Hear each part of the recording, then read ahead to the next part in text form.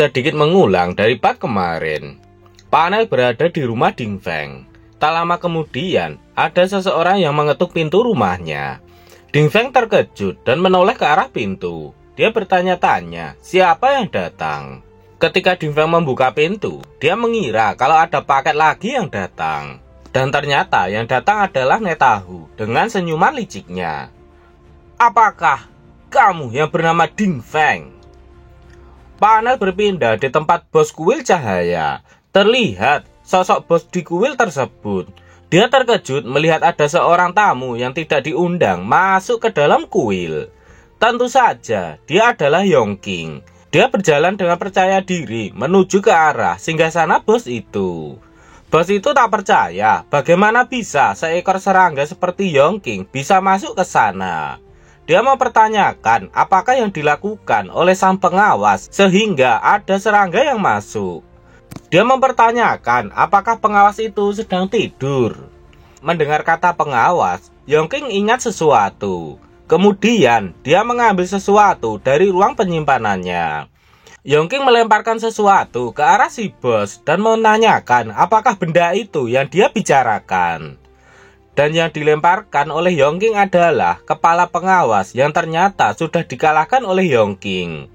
Yongqing mengatakan jika pengawas memang sedang tidur, namun dia tidak akan bangun lagi. Si bos terkejut karena mengetahui jika Yongqing telah berhasil mengalahkan sang pengawas tanpa mendapatkan luka parah pada tubuhnya. Si bos memuji kehebatan Yongqing yang memang lebih tangguh daripada serangga lainnya. Bos itu mengeluarkan pedangnya. Dia mengatakan jika Yongqing tidak tahu siapa yang ada di hadapannya saat ini. Dia adalah Argus, komandan kesatria. Argus berjalan ke arah Yongqing dengan diselimuti cahaya suci di tubuhnya. Yongqing langsung mencoba menggunakan skill Soul Tremor untuk melumpuhkan Argus. Skill itu pun langsung menyerang Argus. Namun dia mencoba untuk melawannya. Yongqing terkejut karena ternyata Argus berhasil melawan skill Soul Tremor miliknya. Setelah berhasil mematahkan skill dari Yongqing, Argus menyerang Yongqing. Serangan pertama berhasil dihindari oleh Yongqing. Namun tak sampai di situ saja, Argus langsung mencabut pedangnya dan langsung mengayunkan kembali pedangnya ke arah Yongqing. Yongqing sudah siap dengan serangan berikutnya. Dia menangkis serangan Argus dengan daggernya.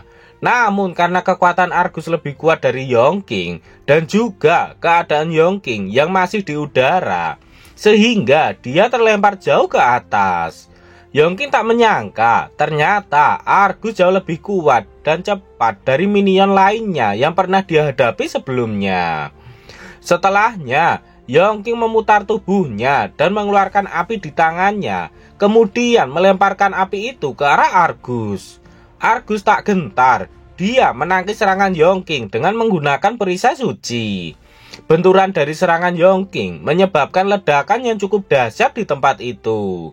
Namun dari balik kepulan asap, terlihat Argus masih berdiri tegak. Argus tak menyangka kalau perisai sucinya berhasil dihancurkan oleh Yongqing hanya dengan mantra api tingkat rendah seperti itu. Padahal perisai sucinya adalah yang paling kuat di tempat itu. Tanpa disadari, ada sesuatu yang bergerak dengan sangat cepat dan berada di belakang Argus. Ternyata itu adalah Yongqing yang sudah menusukkan daggernya ke leher Argus. Argus melihat ke belakang. Dia mengatakan jika Yongqing cukup licik karena menggunakan asap untuk melakukan serangan diam-diam. Menurutnya, Yongqing benar-benar tidak bermoral. Yongqing tak percaya bahwa Argus bisa mengatakan hal semacam itu, sedangkan dia sendiri melayani Dewi Cahaya yang mengkhianati umat manusia. Dengan itu, Yongqing mempertanyakan di mana moralitas Argus. Yongqing pun mencabut daggernya. Dia yakin kalau Argus sudah kalah. Namun tak disangka, Argus masih bisa bergerak. Dia kembali mengayunkan pedangnya ke arah Yongqing. Untung saja Yongqing memiliki kecepatan dan refleks yang sangat bagus sehingga dia bisa menghindari serangan itu. Dalam hati Yongqing, aku sudah jelas menyerang titik vitalnya. Bagaimana mungkin dia masih bisa melakukan serangan balik. Tak lama kemudian, muncul cahaya di dekat leher Argus. Yongking terkejut, ternyata Argus mempunyai mantra penyembuhan. Bahkan penyembuhannya lebih hebat dari miliknya. Skill itu bisa menyembuhkan orang yang berada di ambang kematian. Tiba-tiba, dalam sekejap, Argus sudah berada di hadapan Yongking dan langsung memukul Yongking hingga dia terlempar tinggi ke atas. Kemudian, Argus mengarahkan pedangnya ke depan dan menembakkan cahaya yang sangat menyilaukan dari pedang itu. Yongking terkejut karena serangan itu sudah tepat di hadapannya. Dan serangan itu pun terus melesat hingga keluar jauh dari kuil cahaya. Argus menatap ke atas. Dia yakin kalau dia sudah berhasil menghabisi Yongking dengan serangan itu. Kemudian, Argus kembali ke singgasananya. Dia heran dengan apa yang dilakukan oleh Scorpion Guild sehingga membiarkan seekor serangga bisa masuk ke dalam kuilnya. Tiba-tiba terdengar suara Yongking dari belakang Argus. Dia pun langsung melihat ke belakang. Argus tak percaya Yongking masih hidup. Argus bertanya-tanya bagaimana Yongking bisa melakukannya. Yongking menjelaskan jika tahun lalu ketika dia masih pemula, seorang rekan tim memiliki batu ajaib langka yang dia dapatkan setengah mati di dalam dungeon. Tapi batu itu dicuri oleh Guild Scorpion. Teman satu timnya itu pergi ke pengadilan petualang dengan pemikiran bahwa keadilan akan ditegakkan. Sebaliknya, dia justru dituduh mencuri sumber daya dan lisensi petualangnya langsung dicabut. Sedangkan pelakunya, karena statusnya sebagai petualang elit dari sebuah guild besar, maka dia tidak menerima hukuman apapun. Dan orang itu adalah Zutong dari Guild Scorpion. Dan orang yang membuat keputusan tidak adil itu adalah Argus. Yongking menanyakan, apakah Argus masih bekerja di sana? Argus terkejut mendengar cerita dari Yongking. Namun dengan sombongnya, Argus mengatakan jika dia memiliki sang dewi yang akan melindunginya. Jadi menurutnya, apa yang bisa dilakukan oleh Yongking dan para pahlawan seperti mereka? Sembari menyiapkan serangan berikutnya, Argus mengatakan jika sebelumnya dia sedikit ceroboh sehingga Yongking dapat menghindari serangannya. Namun untuk serangan berikutnya, pasti tidak akan meleset lagi dan Yongking pasti akan tewas di tangannya. Argus menusukkan pedangnya ke tanah dan sebuah pedang cahaya yang sangat besar muncul di hadapannya. Selama aku menyatakan kamu bersalah, maka kau harus mati, teriak Argus. Melihat jika kali ini serangan Argus tidak main-main, Yongking pun melompat ke belakang untuk mengambil jarak dari Argus. Pedang itu pun mulai meluncur dengan cepat ke arah Yongking. Sembari melihat datangnya pedang itu ke arahnya, Yongking berkata dalam hati, "Aku dapat merasakan sihir kuat mengunciku. Akan sulit untuk menghindarinya. Sepertinya aku harus menggunakan gerakan itu." Yongking pun mulai memutarkan tangannya dan api neraka pun muncul dan membuat sebuah lingkaran. Setelah itu, Yongking mengangkat salah satu tangannya dan diarahkan ke arah datangnya pedang itu. Menghabiskan 100 mana, dapat menyerap sebanyak kerusakan dengan membakar thumbnail skill musuh. Melihat apa yang dilakukan oleh Yongking, akhirnya Argus tahu apa yang dilakukan oleh Yongking sebelumnya untuk menahan kilat suci miliknya. Namun kali ini tidak akan seberuntung sebelumnya. Pedang itu pun melesat semakin cepat dan berbenturan dengan shield yang dibuat oleh Yongking. Walaupun bisa menahannya, Yongking terlihat kewalahan untuk menahannya. Argus melihat kemampuan Yongking yang cukup hebat di level 3. Bahkan dia bisa membuat shield seperti itu. Menurutnya, Yongking lebih baik dari pemula biasa. Namun hari ini, Yongking tidak beruntung karena menghadapi Argus sebagai lawannya. Yongking terus menahan pedang itu sembari terus menguatkan apinya. Tak lama kemudian, mulai terlihat retakan pada pedang itu dan membuatnya langsung hancur. Setelah itu terjadi ledakan yang sangat dahsyat yang membuat Argus berpikir bahwa kali ini dia terlalu banyak mengeluarkan mana sehingga membuat ledakan sedahsyat itu. Tiba-tiba sebuah angin kencang menghempaskan api ledakan itu yang membuat Argus harus menutup penglihatannya dengan tangannya. Dan ternyata semua itu dilakukan oleh Yongking yang berada di tengah-tengah ledakan. Argus tak percaya melihat Yongking masih hidup, padahal dia tidak menahan diri untuk serangan tadi. Dalam hati Yongking, mengubah skill Burning Flame milik Pondy menjadi perisai, memberi efek spesial yang sama. Selama tingkat lawan tidak secara signifikan menurunkan tingkat milikku, maka efek pembakaran juga dapat mempengaruhi skill serangan mereka. Dengan jumlah mana yang hanya tersisa 105 dari 365, kali ini Yongking akan melakukan serangan setelah dari tadi dia hanya bertahan saja. Akan kugunakan semua mana yang tersisa pada serangan ini, teriak Yongking. Bola api pun dilemparkan ke arah Argus, dan Argus mencoba untuk menahannya dengan menggunakan shield cahaya. Benturan yang sangat kuat terjadi di sana, dan perlahan sil cahaya yang dibuat oleh Argus pun mulai hancur. Argus tak percaya kalau dampak yang ditimbulkan oleh serangan Yongking begitu kuat, dan dia tak bisa menahannya. Begitu kuatnya serangan itu, bahkan sampai menghancurkan sebagian kuil cahaya. Setelah apinya padam, terlihat dari kepulan asap, Argus masih berdiri. Tak disangka, ternyata Argus dapat bertahan dari serangan itu. Argus mengatakan jika dia sebenarnya sedikit terkejut karena Yongking ternyata dapat membuatnya sampai seperti itu. Argus mengakui jika Yongking memang lebih tangguh daripada petualang lain yang pernah dia lawan selama ini. Namun, luka kecil yang ditimbulkan oleh Yongking itu tidak akan membuatnya kalah karena dia bisa dengan mudah menyembuhkannya. Namun saat mulai proses penyembuhannya, Argus terkejut karena lukanya tidak bisa disembuhkan dan aura hitam kemerahan keluar dari dalam tubuhnya.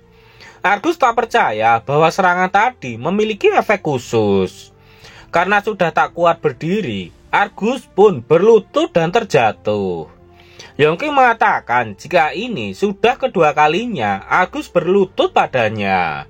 Yongking tak percaya bahwa ternyata lutut kesatria cahaya ternyata sangat lemah. Sembari gemetaran, Argus mengancam Yongking jika dia bisa melakukan sesuatu. Yongking pun bertanya apa yang dia akan lakukan. Yongking menjelaskan jika rekan setimnya yang kehilangan pekerjaannya sebagai petualang hanya bisa mencari pekerjaan lain untuk mencari nafkah. Namun karena kemerosotan ekonomi dan takut menyinggung keluarga Zhu, tak ada perusahaan yang berminat untuk mempekerjakannya. Bahkan orang-orang memandang kalau dia adalah orang yang sial karena telah menyinggung keluarga Yu. Sekarang dia bahkan tak dapat menemukan pekerjaan. Orang-orang juga mengatakan kalau tak ada yang bisa disalahkan selain dirinya sendiri. Mereka justru menyalahkannya karena membawa masalah itu ke pengadilan. Itu semua karena keluarga Zhu adalah orang-orang yang kejam. Siapapun yang berani melawan mereka pasti akan mendapatkan akhir yang buruk. Namun jika Yongking menjadi rekannya itu, dia pasti memilih untuk mati saja. Saat itu Yongking dan teman-temannya mengumpulkan uang untuk membantunya melalui masa sulit. Yongking mencoba mengetuk pintu, namun tak ada respon sama sekali. Lalu dia meminta pemilik rumah untuk membukakan pintunya. Tetapi apa yang terjadi? Mereka sudah terlambat. Jadi Yongking tak akan pernah bisa mengabaikan Argus sampai kapanpun. Yongking mengambil pedang Argus. Mengetahui hidupnya dalam bahaya, Argus mencoba memohon. Dia berjanji akan mengikuti Yongking dan akan menceritakan semua yang dia ketahui. Yongking pun setuju. Dalam hati Argus, bagus, dia percaya. Aku masih punya sedikit mana. Sekarang adalah kesempatanku. Namun sebelum Argus melakukan sesuatu, Yongking terlebih dahulu memisahkan kepala Argus dari badannya sehingga kepalanya melayang-layang di udara.